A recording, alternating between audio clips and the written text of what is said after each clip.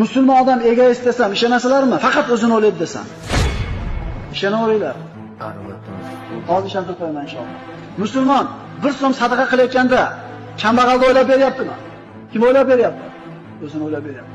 Mahallasiga asbob solib qo'yayotganda, mahalladagi mashinalarni o'ylayaptimi? Kim o'ylayapti?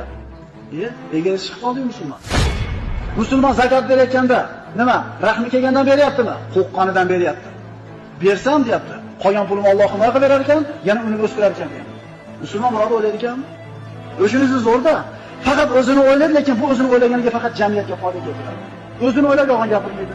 O'zini o'ylab onasini itoat qiladi. O'zini o'ylab turib birodarlarga yaxshi muomala qiladi. O'zini o'ylab kechirib qo'yadi. Qo'qqonidan qo'rqib qo'ymaydi. Oyog'iga bir tepsa birodarlar. Xo'p deb qo'ysam Alloh rozi bo'ladi deydi. Musulmon odam g'irt egoist bo'ladi birodarlar.